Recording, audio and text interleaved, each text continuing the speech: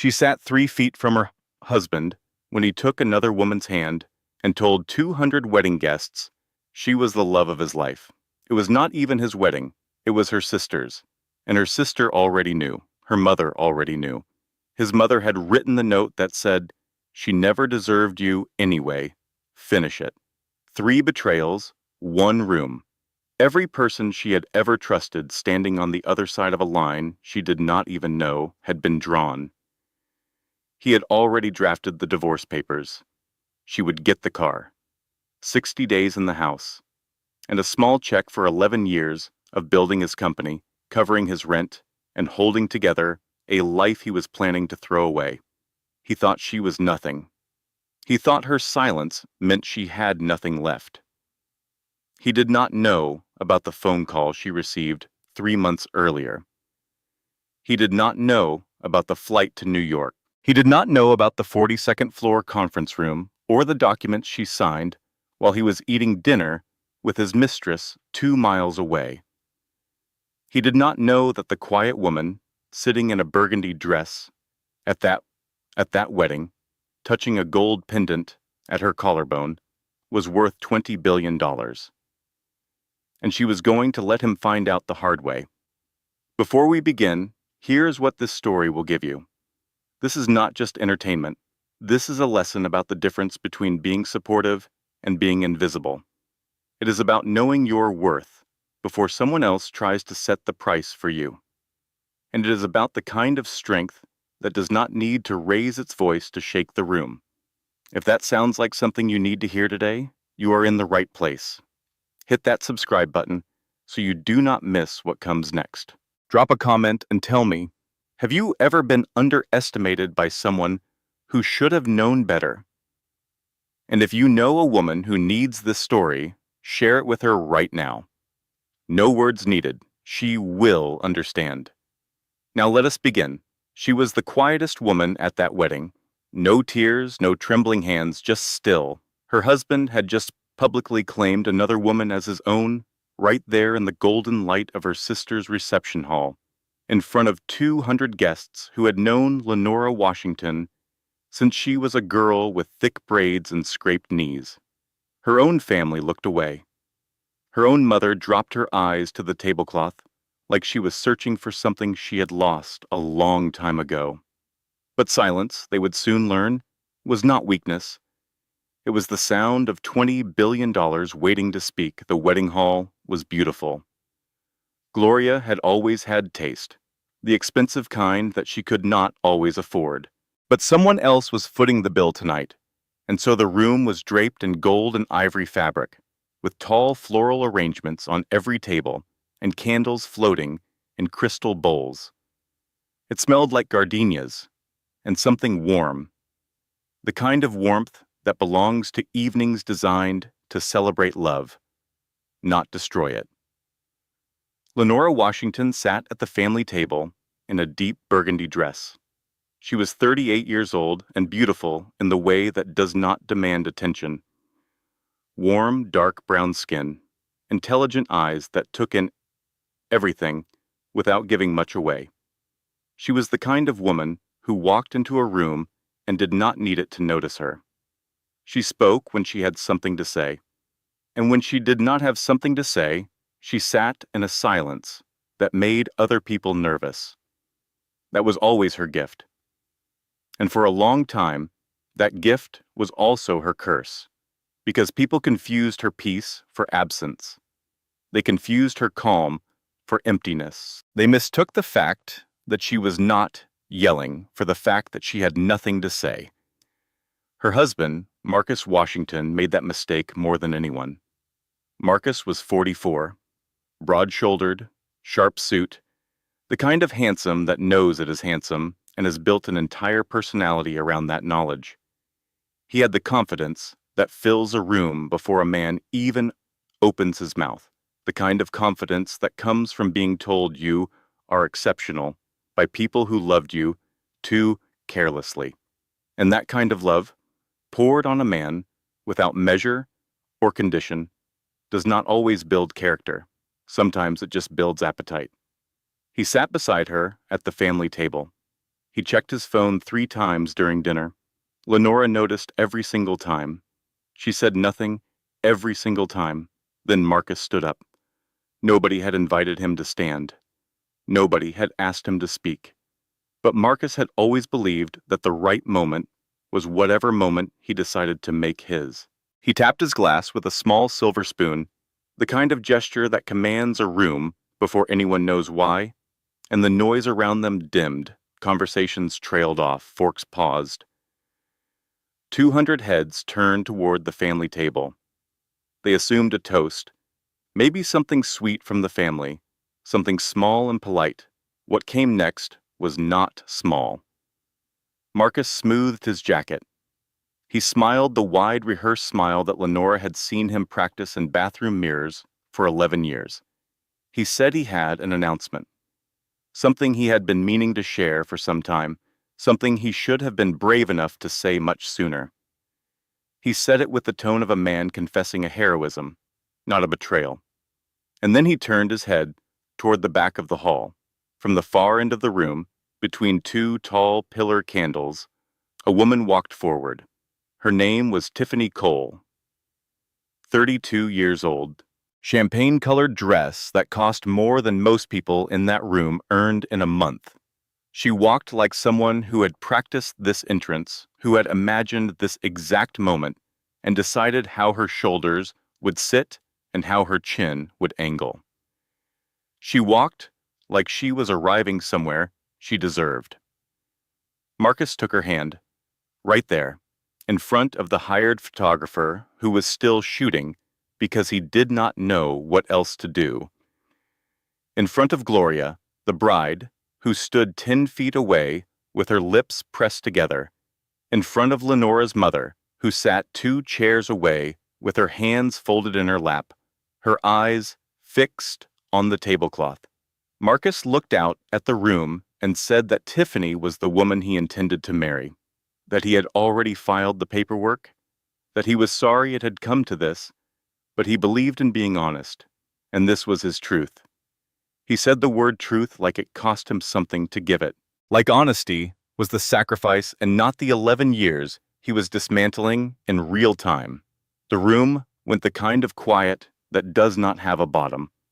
Lenora looked at 3 faces in 3 seconds. She looked at Marcus, her husband of 11 years, holding another woman's hand in front of everyone she had ever loved. She looked at her mother, seated 2 chairs away, eyes down, hands folded. Her mother did not look up. She did not move. And in that stillness, Lenora understood, with the clarity of a woman who has been reading rooms her entire life, that her mother already knew, had known, had chosen not to say a word. She looked at Gloria, her younger sister, the bride, and caught her eyes across the room for just 1 second. 1 second was enough, because Gloria's expression was not surprise. It was something closer to apology, the guilty sideways kind, the kind that lives in a person who made a decision a long time ago and has been hoping they would never have to see its consequences up close. She knew too. They all knew. 3 betrayals, 1 moment, no warning. Except all the warnings Lenora had already felt in her bones and chosen to sit with quietly, the way she sat with everything. Tiffany looked directly at Lenora from across the room and smiled. It was a slow smile, the kind designed to wound, designed to say, I have what you had, and you cannot touch me. Every eye in that room turned to Lenora, waiting, the way people always wait to see if a quiet woman will finally break. Lenora set her water glass down on the table with both hands. She did not stand. She did not cry. She reached up and touched the collar of her burgundy dress, feeling the small gold pendant that hung beneath the fabric against her skin. A compass rose, thin and warm in there. She looked at Tiffany, not through her, not away from her, at her, with calm, level eyes that did not flicker. Then she looked away, not in defeat, with the simple disinterest of someone who has already moved past a thing that has not caught up to itself yet. 3 tables back, a woman named Diane Palmer Lenora's closest friend, gripped her butter knife so hard her hand went pale. She caught Lenora's eye across the room. Lenora gave the tiniest shake of her head. Not yet. Diane set the knife down. She exhaled through her nose, like a bull deciding not to charge. Yet. Because Lenora Washington had a secret that nobody in that room knew. A secret with 11 zeros behind it. But to understand what happened next and why Marcus Washington would lose everything he thought he owned, we need to go back. Way back. Birmingham, Alabama. Summer of 1998. Lenora was 12 years old, sitting on the front porch of a small brick house on a quiet street, her chin in her hands, watching fireflies blink in and out of existence across the front yard. Beside her sat her grandfather, Elder Cornelius Washington. He was a large man, broad and slow-moving, with enormous hands and soft eyes that always looked like they were holding something warm. He smelled like cedar and coffee and something earthy that Lenora could never quite name, but would spend the rest of her life trying to find in other places.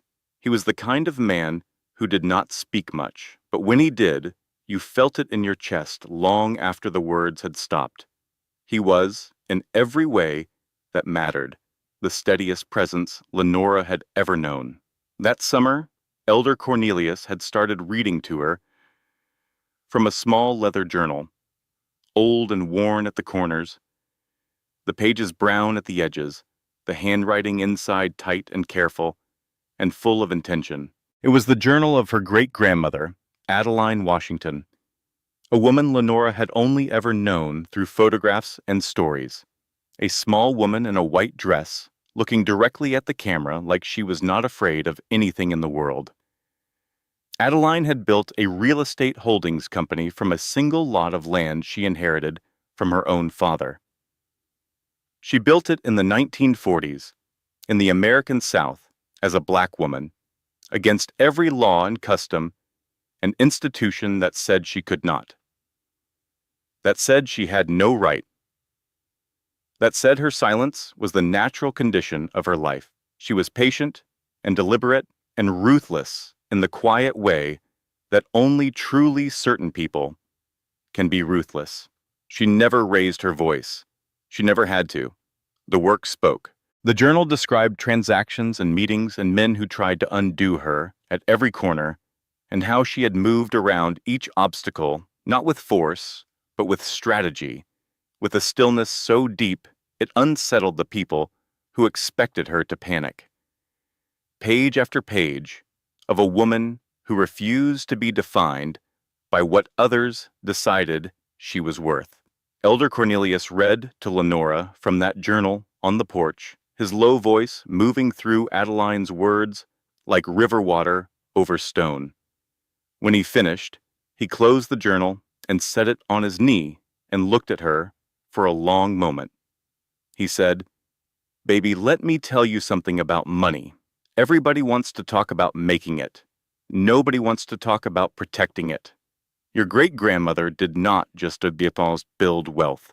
She built walls around that wealth so thick that the people who wanted to take it could not even find the door. She said the first dollar you hide is worth more than the 10th dollar you show." Then he said something Lenora would carry for the rest of her life. "Baby, the ones who move quiet are the ones who move things." Lenora did not fully understand it at 12, but she filed it somewhere deep, the way children file the things adults say that they know they will need later. Then Elder Cornelius reached into the pocket of his flannel shirt and pulled out a pendant on a thin gold chain, small and delicate. A compass rose, its 8 points fanned out like a tiny sun, the gold worn soft and smooth from decades of handling. He told her it had belonged to Adeline, that Adeline had worn it every day of her adult life, that it had traveled with her through every quiet battle she had ever fought and won. He held it out to Lenora and said, "When you feel lost, this will remind you which direction you already know. Lenora took it with both hands. She turned it over once, feeling the weight of it. Heavier than it looked, the way important things usually are. She put it on right there on the porch, and she had not taken it off since. 26 years later, at a wedding in Atlanta, it rested beneath the collar of a burgundy dress and pressed its warmth against the chest of a woman who had never forgotten what her grandfather told her. Lenora came to Atlanta at 23. She was sharp with numbers, had always been, and found her way into a mid-size financial firm as a junior analyst. She was the kind of employee who came in early, left late, and never made a fuss about it. She learned everything she could about everything she could reach. She was quiet in meetings, but her memos were always the clearest ones in the room. Slowly, steadily, she built a reputation for precision and reliability. She met Marcus at 27.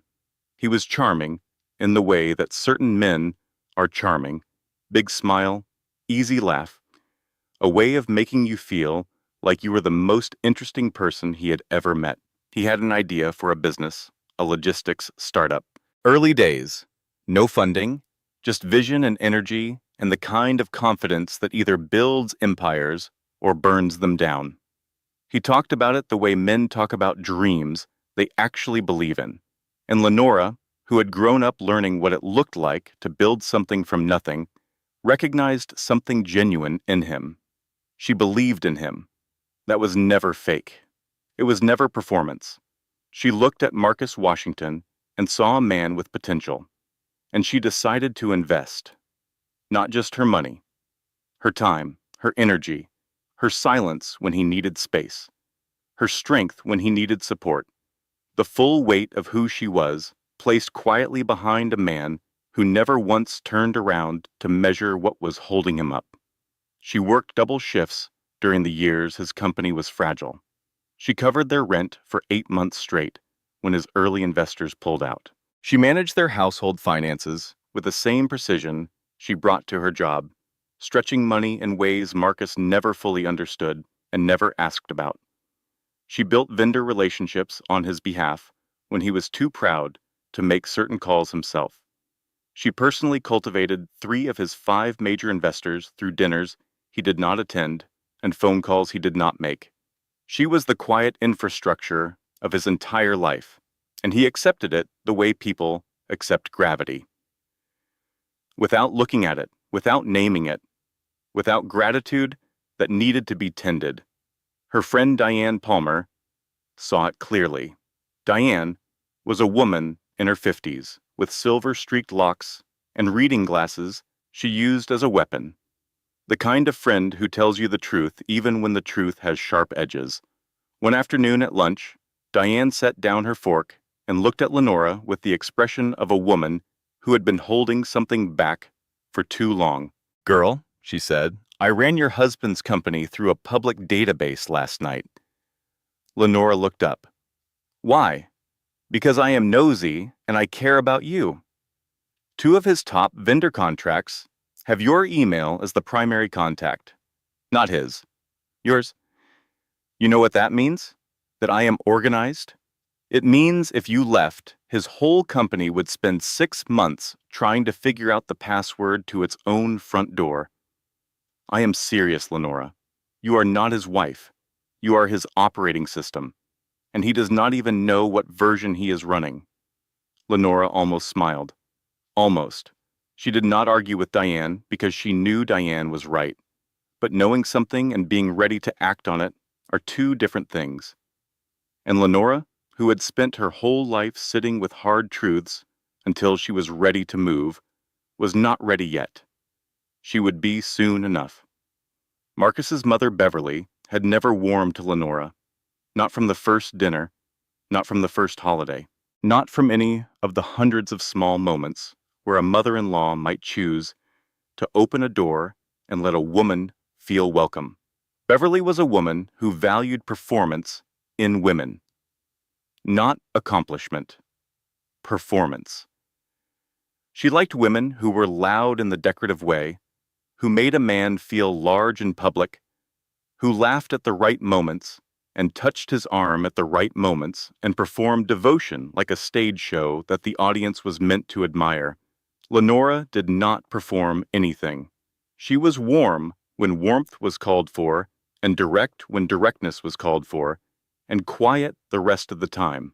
Beverly read that as coldness, as arrogance, as something deficient in a wife, she told Marcus, in words that were polite on the surface and cutting underneath, that Lenora was too quiet to know what she wanted. Marcus, who was still enough in love at that point to disagree, told his mother she was wrong, but he remembered her saying it. And over the years, as Beverly repeated her version of Lenora in his ear in small, steady doses, the way water wears through stone, not all at once, but grain by grain, the words began to sink. His brother Darnell was less careful.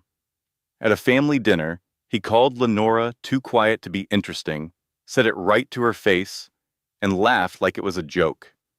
Marcus laughed too, just slightly, just barely.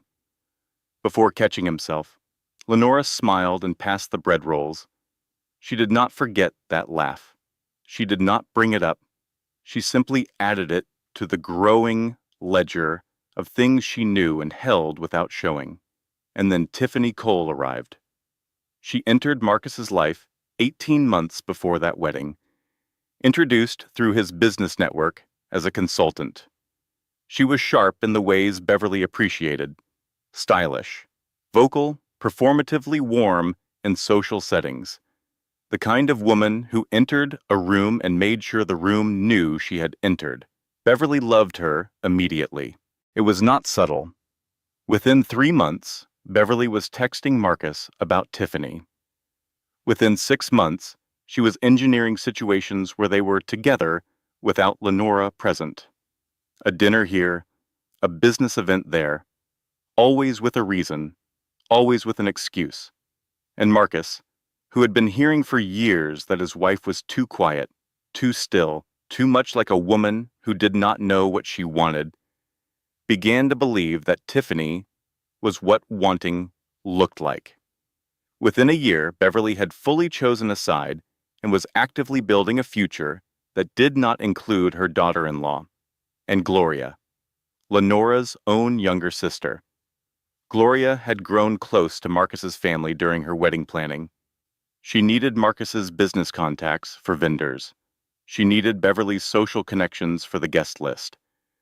She needed things that Lenora's side of the family could not provide as easily. And somewhere in the process of accepting all of that, somewhere in the slow accumulation of favors received and loyalties traded, Gloria crossed a line she could never fully uncross. She told Marcus things Lenora said in private. She gave Beverly information about Lenora's habits and schedule and insecurities. She let herself be absorbed into the machinery of betrayal, one small cooperation at a time. She told herself it was not that bad. She told herself Lenora would never find out. She told herself that favors were just favors and information was just information, and none of it really meant anything. But it meant everything. It always does. None of them thought Lenora noticed. Beverly thought her own cleverness was invisible. Marcus thought his wife's quietness meant oblivion. Gloria thought blood was a shield thick enough to hide behind. That was always their mistake, because Lenora Washington noticed everything. She simply chose, with the patience of a woman descended from someone who built an empire in the dark, to wait until the noticing was useful. And now, let me tell you about the night it became useful. 3 months before Gloria's wedding. A Tuesday night in October. The house was quiet. Marcus was out, which had become the usual state of things. Out for dinner, out for a meeting, out for something he never fully explained, and Lenora had stopped asking about because she already knew the explanation would be a lie, and she was tired of providing him the opportunity to practice his lying. She was working from home. She needed to print a contract for a client call the next morning. She walked to the printer in Marcus's home office, sent the print job, and waited for the machine to finish. When she pulled her documents from the tray, she noticed there were extra pages underneath, left from an earlier print job that someone had forgotten to collect. She almost set them aside without looking. Almost. She looked. The first page was a photograph, printed in color, slightly grainy from the home printer. Marcus and Tiffany at a restaurant Lenora recognized, a small Italian place in Midtown they used to go to during their first year of marriage. They were seated close together, laughing at something. Comfortable in the way people are only comfortable when they believe no one is watching. There were more photographs, then a document, a drafted divorce settlement drawn up by an attorney Lenora did not recognize. The terms were clean and cold. Lenora would receive the car, 60 days in the marital home, a small transitional payment, 11 years. That was the value Marcus Washington had placed on 11 years of marriage. And then, underneath the settlement, a handwritten note. Beverly's looping, careful penmanship on cream stationery. 2 sentences. She never deserved you anyway. Finish it. Lenora stood in that office for a long moment. The printer hummed as it cooled down. The house around her was completely silent, the kind of silence that feels like it is watching you. She walked slowly to the kitchen. She sat down on the floor, her back against the cabinet under the sink, her knees pulled in. She reached up and held the compass rose pendant through the fabric of her shirt, just held it. And she cried. Not loudly, not dramatically, the kind of crying that happens when something you already suspected gets confirmed. More relief than surprise, more grief than anger, the kind of tears that come from a body finally giving itself permission to acknowledge what the mind has known for months. She cried for her marriage. She cried for the years she had given to a man who was planning to leave her with a car and 60 days. She cried for the mother-in-law who had written those 2 sentences without a tremor in her hand. She cried because she was alone in a house that was supposed to be her home, sitting on a kitchen floor at 11 o'clock at night, holding a pendant that belonged to a woman who had been dead for decades. Then she picked up her phone. She opened Gloria's text messages. She scrolled back through months of conversations and read them with new eyes, the eyes of a woman who now knew what she was looking for. And she saw the patterns, questions that were slightly too specific, information requests disguised as sisterly concern, details about Lenora's schedule, and plans that always seemed to find their way to Beverly, her sister, her own blood. She opened her mother's contact. She thought about calling, but she remembered the look her mother had given Marcus at the last family dinner, that warm, approving look that used to be reserved for Lenora, a look that said she had already made her choice and it was not her oldest daughter. Lenora put the phone down. She was alone, completely alone. The husband she had built, the sister she had loved, the mother she had trusted, all of them standing on the other side of a line she did not even know had been drawn. Now, let me pause here and say something important, because I know there are women listening to this right now who recognize this moment. Maybe not the specifics.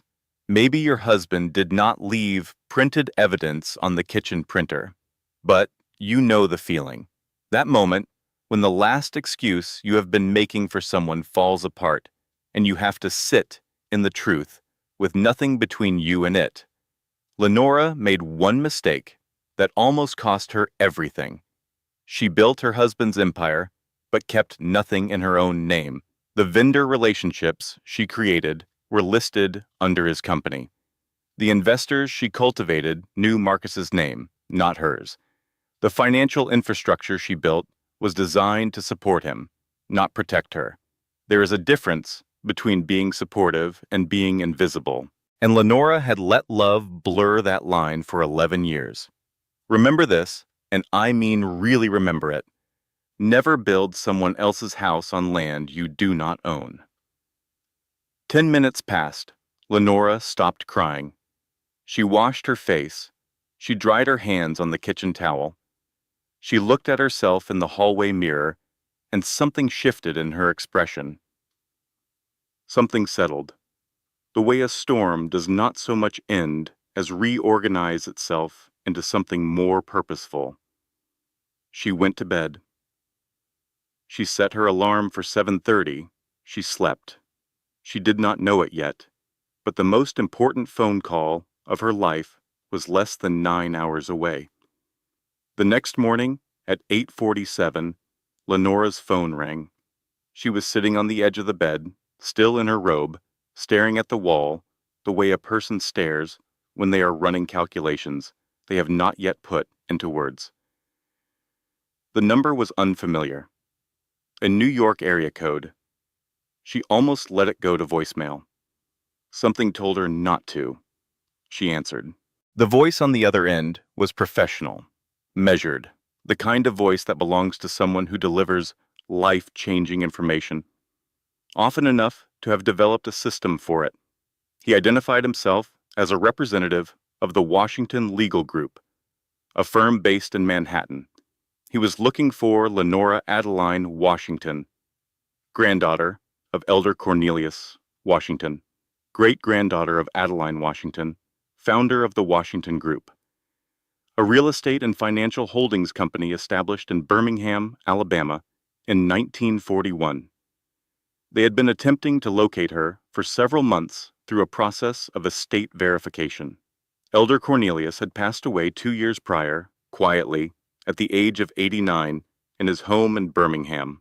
In his will, which had been structured through a complex legal trust that required extensive verification before execution, the entirety of the Washington Group Trust, which had been compounding in a protected legal structure since 1987, passed to one person, his granddaughter, Lenora. The representative paused. He asked if she was seated. She was. The total estate value, as of the most recent independent valuation, was $20.3 billion. Lenora sat very still on the edge of the bed. The morning light came through the bedroom window and fell across her hands in her lap. She could hear the representative breathing on the other end of the line, waiting. She said, "Yes, I am here." She said it the way you say something when your whole life just rearranged itself around you and you need a moment to find the floor again, quietly, carefully, like a woman who is already doing math in her head, already thinking 3 moves ahead, already deciding. She asked 3 questions. She wrote down 3 names and 2 addresses on the back of an envelope. She thanked the representative and told him she would be in touch within 24 hours. She ended the call and set her phone face down on the bed. She did not scream, she did not cry, she did not run to the next room to tell anyone, because there was no one in her life right now she trusted enough to tell. She sat for a few minutes in that morning light, and she exhaled, slow and deep, like something that had always belonged to her had simply found its way home. $20 billion, built by a woman who looked at cameras without flinching, protected by a man who read journals on a porch and said the ones who move quiet are the ones who move things. And now it belonged to Lenora, who had spent her whole life being quiet and was about to show every single person who had mistaken that quiet for weakness exactly what it had been hiding. Within 48 hours, Lenora had retained her own legal team, 3 attorneys, 2 financial advisors, and a trust specialist. She flew to New York on a Thursday morning and told Marcus she had a work conference. He did not ask a single follow-up question. He never did. She met her attorneys at the Washington Legal Group offices on the 42nd floor of a building in Midtown Manhattan. She signed the documentation. She completed the transfer process. She established herself as the sole principal of the Washington Group, while Marcus was at a dinner with Tiffany 2 miles away in a restaurant neither of them could actually afford. She came home that evening and made dinner. She sat across from Marcus at the table and asked him about his day. He said it was fine. She nodded. She did not say anything else. She did not have to. But here's the thing about money. It does not solve the problem that lives in your chest. $20 billion does not erase the pain of a husband who does not see you, a mother who chose silence, and a sister who traded your trust for access. Money gives you options. It gives you power. It gives you the ability to choose what happens next instead of having it chosen for you. But it does not make the hurt smaller. It just gives you a bigger room to sit with it in. Lenora sat with it. She planned. She waited. She attended her sister's wedding 3 months later, fully prepared for exactly what happened. Her attorneys had intercepted enough to understand the shape of Marcus's plan. She knew about the announcement. She knew about Tiffany's entrance. She knew all of it. And she let it unfold. Because Lenora Washington understood something that Marcus and Beverly and Gloria and Tiffany had never bothered to learn about her. She knew that some confrontations land harder when you let the other person make the first move, and she was patient enough to wait. 2 weeks before the wedding, Lenora's attorney, Diane Whitfield, called with news that changed everything Lenora thought she had under control. Diane Whitfield was a woman whose presence in a room had the effect of lowering everyone else's temperature by several degrees. Silver-haired, composed. The kind of lawyer who spoke softly because she had never once needed to raise her voice to make a courtroom pay attention. When Diane Whitfield called with the word urgent, it meant urgent. Marcus had not just been planning to leave Lenora, he had been planning to destroy her financially.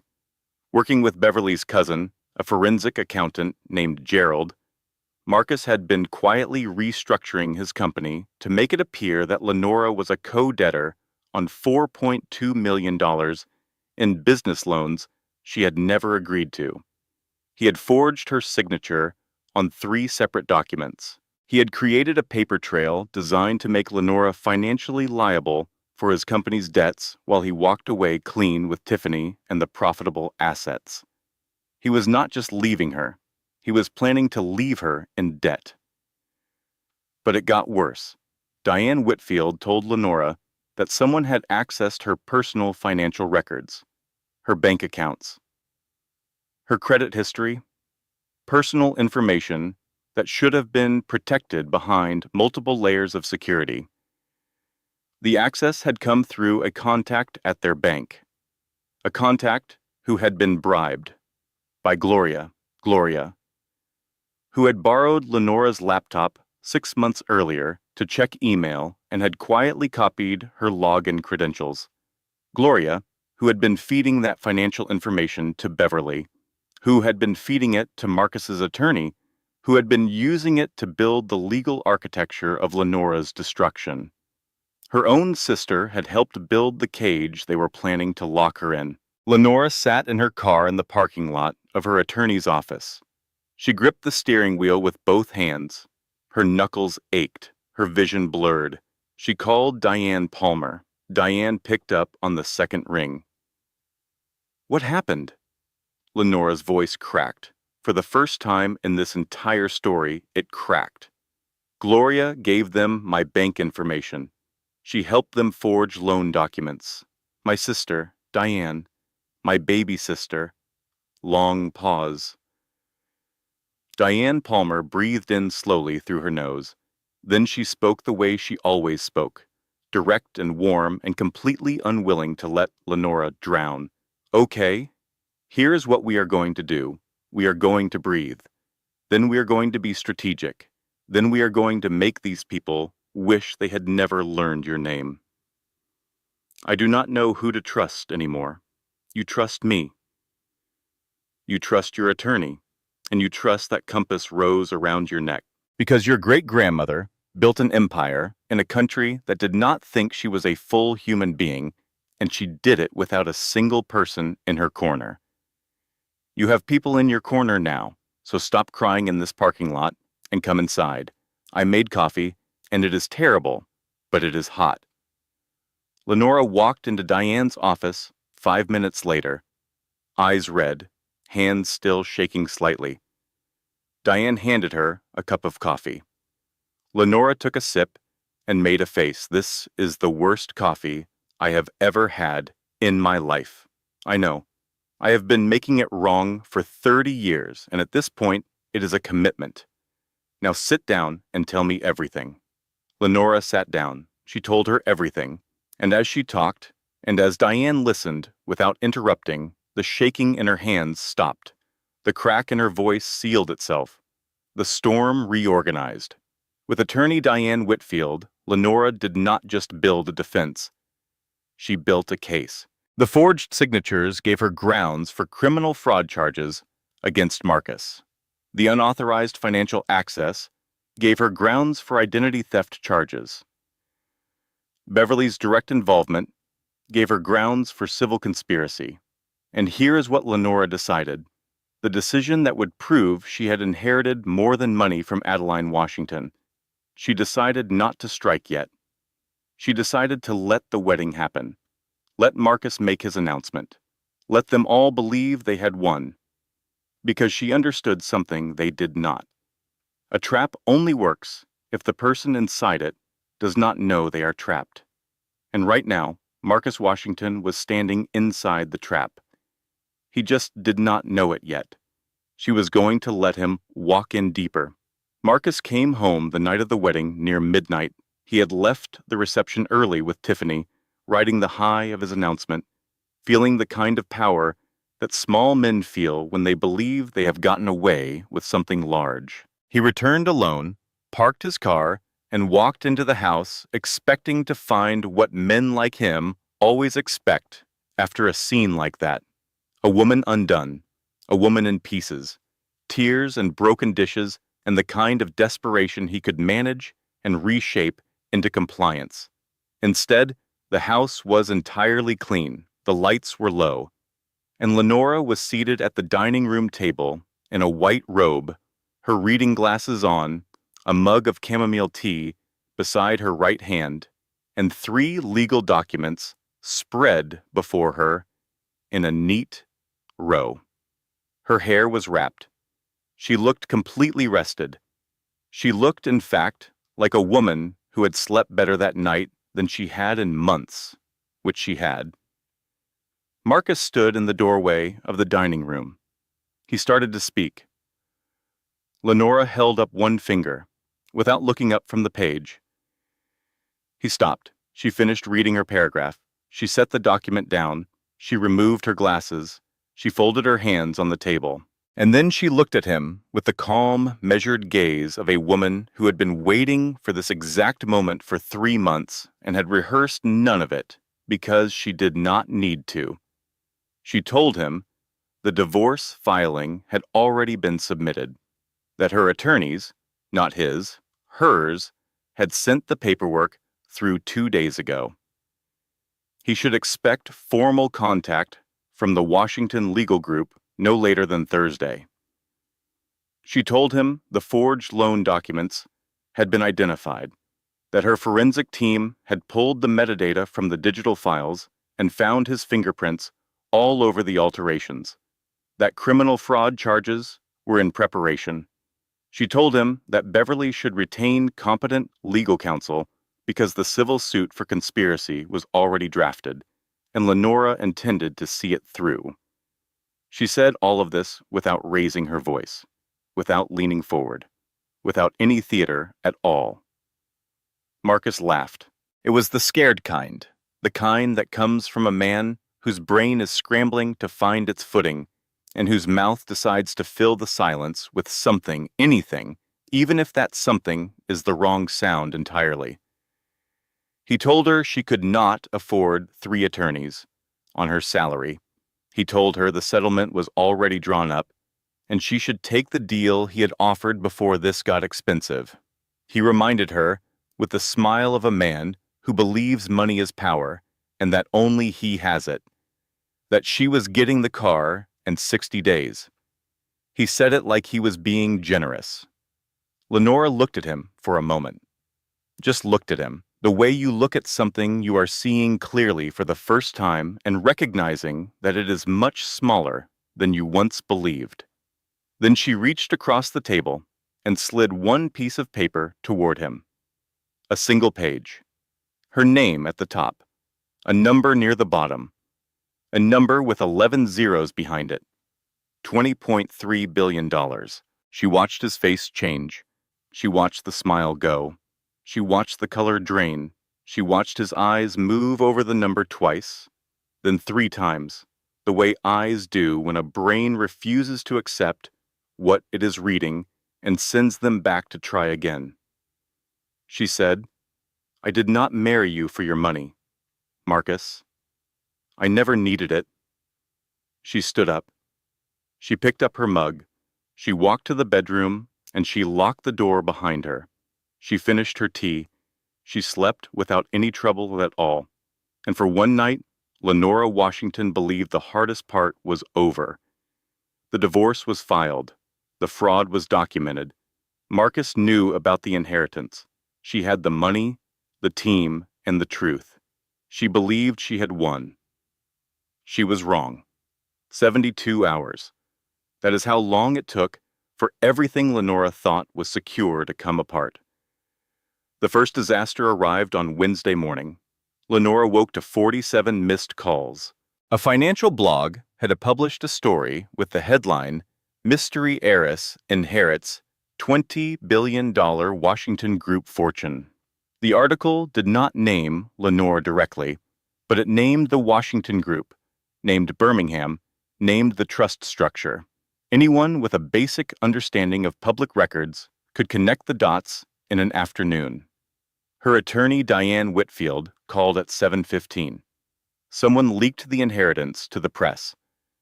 "We are tracing the source, but I need you to know that Marcus's attorney filed an emergency motion this morning claiming marital rights to a portion of the inheritance. He is arguing that the funds were received during the marriage and therefore constitute marital property under Georgia law." Lenora's hand tightened on the phone. Can he do that? He can try, and with the right judge in the right county, with enough legal noise, he might delay this for years. But that is not the worst part. What is the worst part? Tiffany Cole is not just a consultant. She is a licensed paralegal. She worked at the same firm that drafted Marcus's original divorce settlement. She had access to legal databases and estate records. We believe she is the one who found the Washington Group trust records, and that she told Marcus about the potential inheritance before she ever met him personally. Lenora went very still. "What are you saying?" "I am saying Tiffany Cole did not fall in love with your husband. She researched your family, found the inheritance trail, and targeted Marcus as a way to get proximity to the money. She was not his girlfriend. She was running an operation, and Marcus was her useful idiot." The second disaster came Wednesday night. Gloria called. She was crying.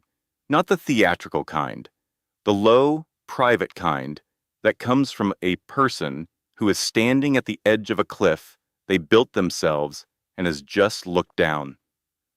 "Lenora," she said, "I need to tell you something, and you are going to hate me more than you already do." Lenora waited. The bank access. The login credentials. I did not just give them to Beverly. Pause. I sold them. Beverly paid me $40,000. I was drowning in wedding debt, and she offered. And I told myself it was not that bad because you would never find out, and I am so sorry, I am so... Lenora hung up. She did not slam the phone. She just pressed the button and set it on the counter and stood in her kitchen with her hands flat on the surface and her eyes closed. Diane Palmer, who was staying with Lenora that week because that is what real friends do when the world is burning, walked in and saw her face. "What now?" My sister sold my bank information to my mother-in-law for $40,000. A long silence. She sold me, Diane. She literally put a price on me. Diane exhaled.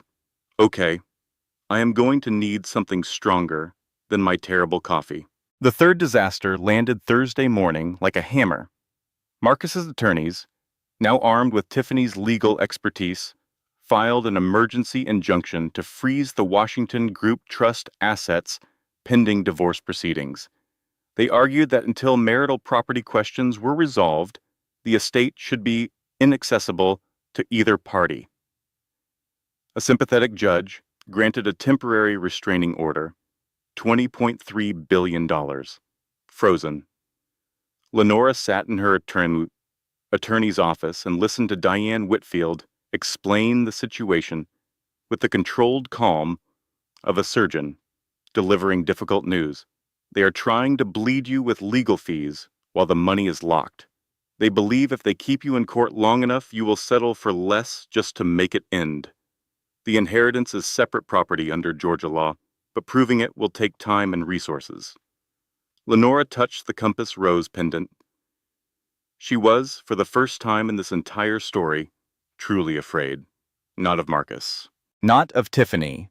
Not of losing money. She was afraid of losing the legacy. Adeline's life work, built in darkness, protected for generations, now frozen by the very kind of people Adeline had spent her entire life outmaneuvering. And I need to stop here and tell you something that every woman listening needs to hear. This is why every financial advisor worth their fee will tell you to know the difference between separate property and marital property in your state. In Georgia, an inheritance is separate property, but only if you keep it separate. The moment you mix inherited funds with shared accounts, you give your spouse a legal argument.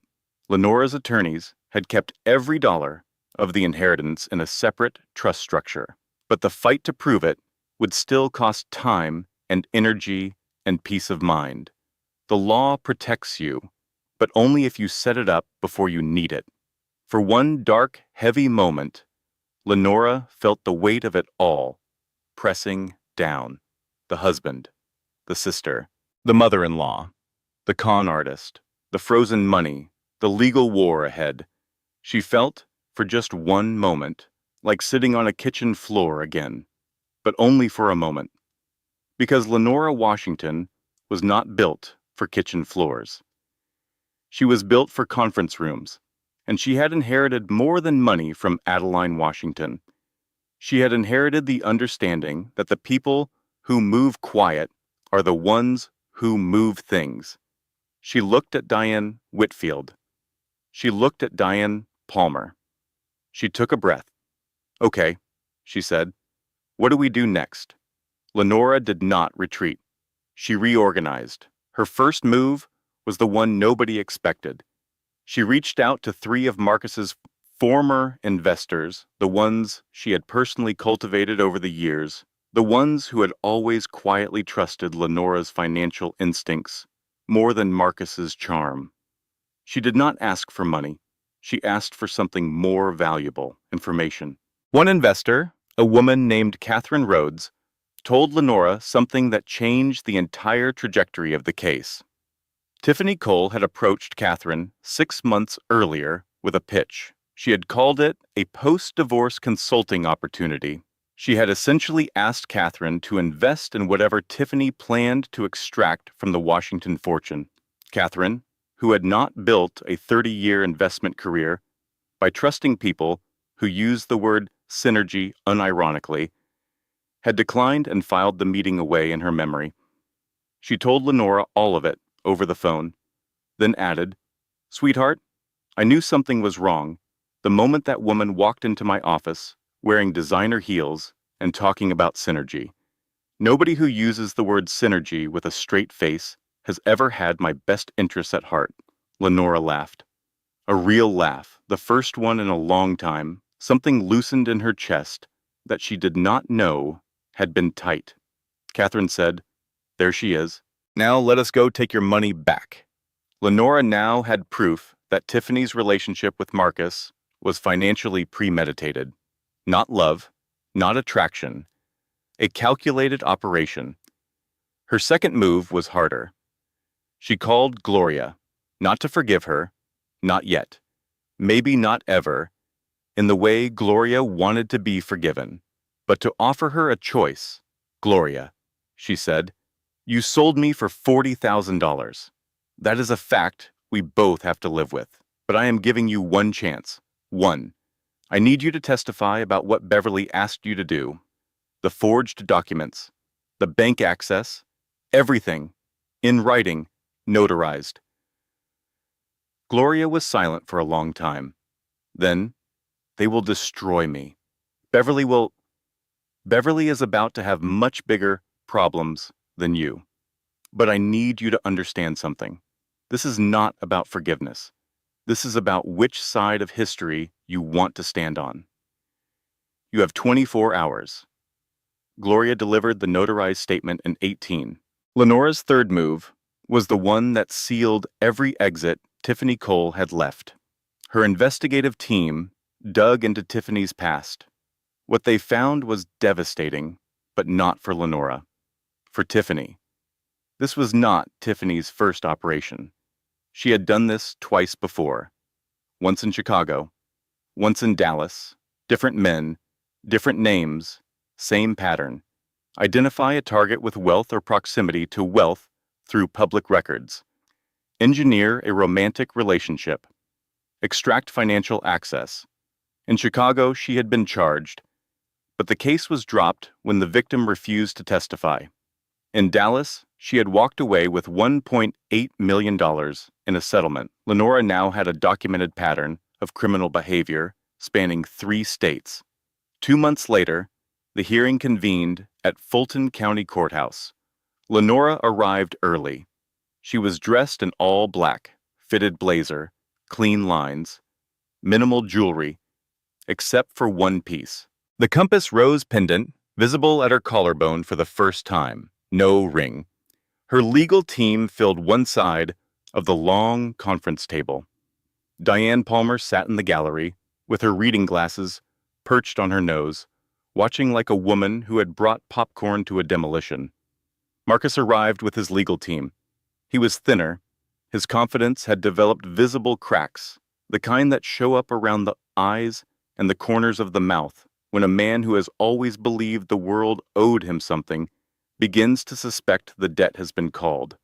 But he still walked in with his shoulders back, still believing he had leverage. Tiffany was not with him. She had told him she would come. She had not. He did not know yet that she had booked a one-way flight to Miami the previous evening. Marcus's lead attorney began his opening statement. He was 3 sentences in. Diane Whitfield opened a single folder and slid it across the table. Inside were the forged loan documents with Marcus's digital fingerprints in the metadata. Gloria's notarized testimony detailing Beverly's $40,000 payment and her instructions for accessing Lenora's financial records. Tiffany Cole's criminal history from Chicago and Dallas. Catherine Rhodes's written testimony about Tiffany's investment pitch. Phone records showing 14 months of direct coordination between Beverly and Tiffany.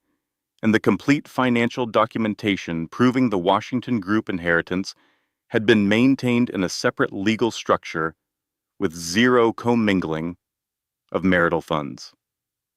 Marcus's attorney stopped speaking mid-sentence. He looked at the first page.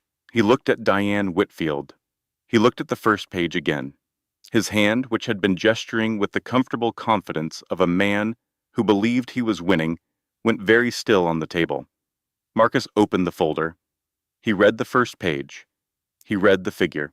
His jaw tightened in a way that people who did not know him well might have read as composure. But Lenora, who had spent 11 years learning the geography of that face, knew it for what it was. The expression of a man whose entire internal architecture was collapsing floor by floor and who was using everything he had left just to stay upright in his chair. Then Lenora's team presented the final piece of evidence, a recording, made legally in a one-party consent state, by Gloria during her last conversation with Beverly. A conversation that occurred 3 days after Gloria had agreed to cooperate with Lenora. On the recording, Beverly's voice was clear. I told Marcus to get rid of her years ago. She was never good enough for this family. Too quiet, too dark, too much like those country people she came from. Too dark. The courtroom went completely still. Beverly, seated in the gallery behind Marcus, went white. She opened her mouth. She closed it. Her attorney placed a hand on her arm. The judge looked at Beverly. He looked at the recording transcript. He looked at Lenora. Lenora sat perfectly still. She did not react to Beverly's words. She had been hearing versions of those words her entire life, delivered in different wrapping by different people who all believed their version was too polite to be cruelty. They could not touch her anymore. Nothing Beverly Washington said could touch her anymore. The judge ruled. The trust was unfrozen. The inheritance was confirmed as separate property. Marcus's claims were dismissed in their entirety. Criminal referrals for fraud, forgery, and identity theft were forwarded to the district attorney's office. Marcus sat in that courtroom and stared at the table. He did not look up. Beverly left through a side door without making eye contact with anyone.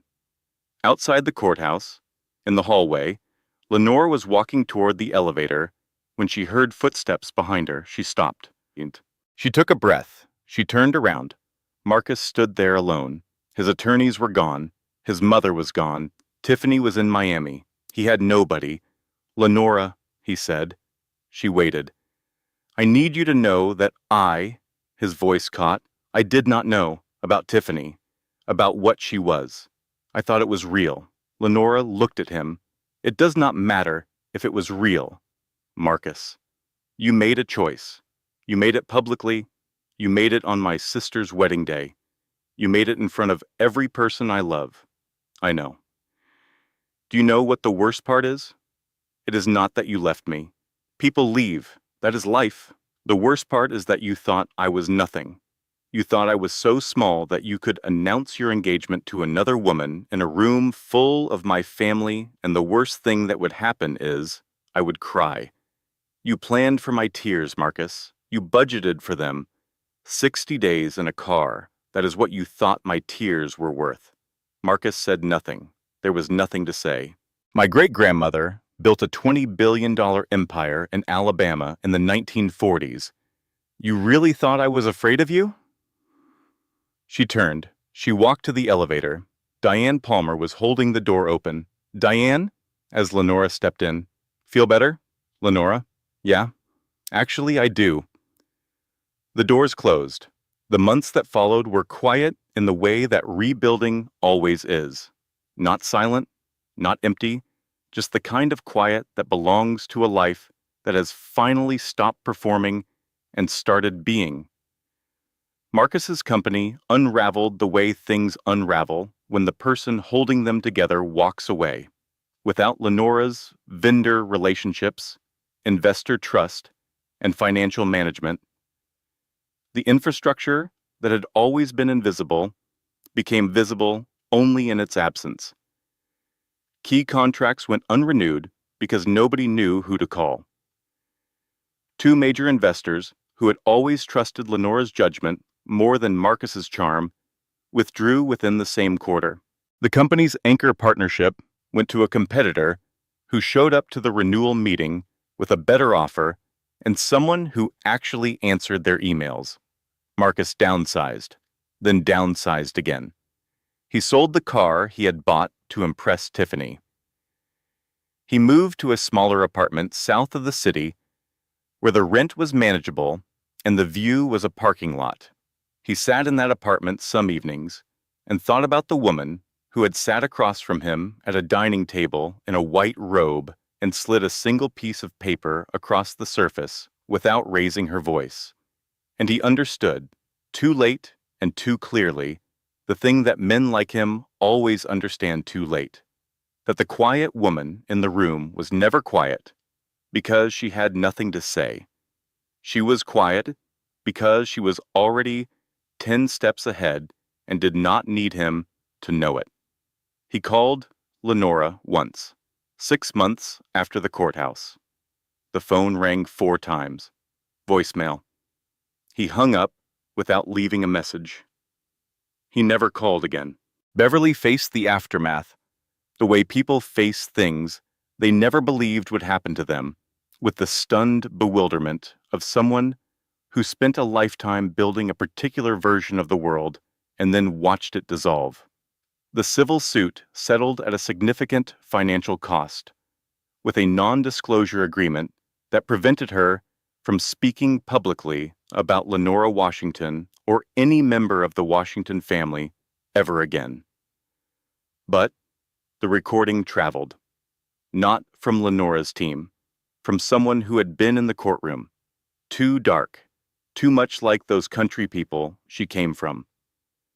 Those words circulated through Beverly's social circles with the speed and precision of things people have been waiting to hear confirmed. Her church friends stopped calling. Her bridge club met without her. The invitations that had always arrived like clockwork, lunches and benefits and committee meetings, simply stopped. She sat in her house and understood, perhaps for the first time in her life, what it feels like to be the person people are talking about instead of the one doing the talking. Tiffany Cole's Miami escape lasted 4 months. The district attorney in Fulton County filed fraud charges. The cases from Chicago and Dallas were reopened when prosecutors across 3 states compared notes and found the same pattern repeated like a signature. She was arrested on a Tuesday morning in a rented condo overlooking Biscayne Bay. Diane Palmer called Lenora with the news. They arrested your husband's girlfriend in designer shoes on a Tuesday morning.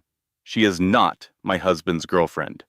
She is a convicted felon who happens to have good taste in shoes. I always said that you could tell a lot about a person by their shoes. You wear Crocs. And what does that tell you? That you have given up. Wrong. It tells you I am comfortable. And there is nothing more powerful than a comfortable woman. Gloria's path was the longest and the most complicated, the way it always is when the person who hurt you is also the person you once carried on your hip and sang to sleep and defended against playground bullies who did not know her name. Her testimony had cost her. Beverly's allies turned against her. Her marriage, already fractured under the weight of what she had done, broke along the lines that had been forming since the moment she took that $40,000. Her husband could not name exactly what he sensed in her, but he felt it. The shape of a woman who had looked away when she should have spoken, and that sense had put a distance between them that all the affection in the world could not close. 6 months after the courthouse, Gloria drove to Lenora's new house without calling first. She parked in the driveway and sat in her car for 20 minutes, gripping the steering wheel, trying to find the words. When she finally walked to the door, Lenora opened it before she could knock.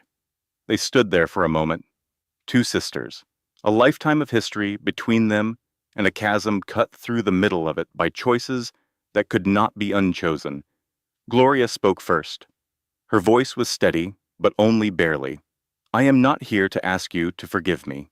I know I have not earned that yet. I am here because I need you to know that I know what I did, and I know what it cost, and I am going to spend a long time sitting with that. Lenora looked at her sister's face. She saw the guilt alongside the grief. She saw the woman who had sold her for $40,000 and the woman who had delivered an 18-hour notarized statement to try to make it right. She saw all of it, and she held it the way she had always held things, completely and without performance. Come inside, she said. I made tea. It was not forgiveness, not yet.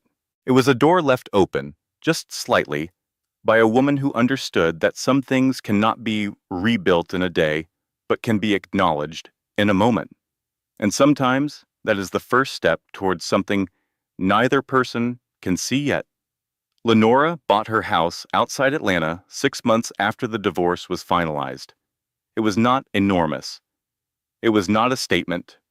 It was a comfortable house with warm, toned rooms and a back porch that faced a wide open field where the light changed color 3 times a day, depending on where the sun was. She put a rocking chair on that porch. She planted a garden along the south side of the yard, tomatoes and basil, and 2 fig trees she had driven up from Birmingham herself in the bed of a rented truck, each one wrapped in burlap to survive the drive, because some things are worth the trouble of bringing with you. She established the Adeline Washington Foundation formally in the spring. Its mission was financial education, legal aid, and business development for Black women across the South.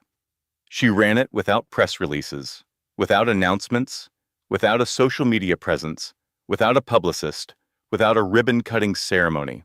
The foundation simply opened its doors in 3 cities and began doing the work.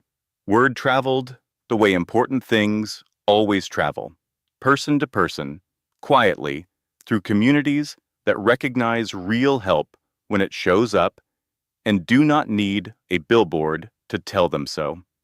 Within the first year, the foundation had served over 2,000 women.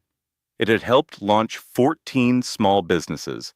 It had provided legal representation in 43 cases where women had been cheated out of what was rightfully theirs.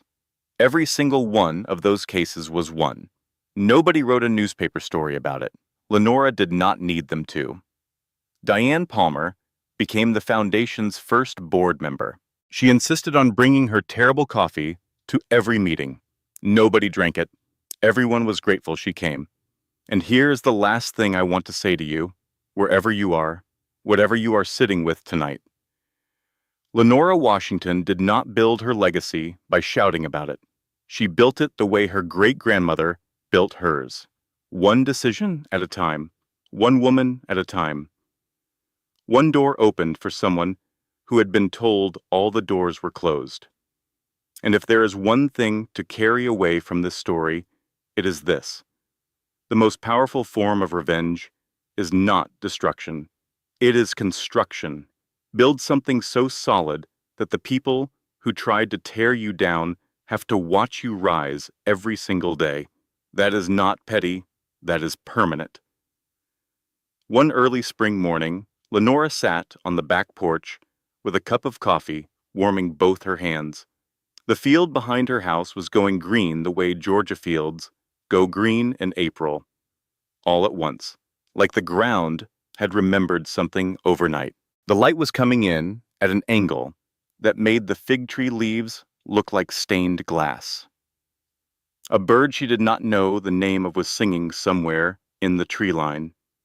The air smelled like soil and something faintly sweet, the kind of morning that asks nothing of you, the kind that simply offers itself and waits to see if you can receive it.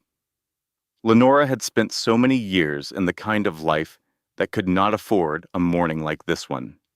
Too busy, too tense, too occupied with the work of holding together something that was slowly falling apart.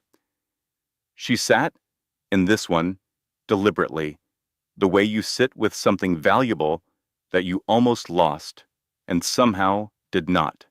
She reached up and held the compass rose pendant between 2 fingers. She turned it slightly, feeling the warmth of it, the weight that was heavier than it looked, the way important things always are. She thought about Elder Cornelius on that porch in Birmingham, his low voice moving through Adeline's words, like river water over stone. She thought about Adeline, a small woman in a white dress looking at a camera without flinching, building something permanent in the middle of a world that kept telling her she could not. She thought about the ones who move quiet being the ones who move things. Her phone buzzed. A text from Diane Palmer. Board meeting at 10. I made coffee. Lenora typed back. Please do not. Too late. It is already terrible. Lenora smiled. A real smile.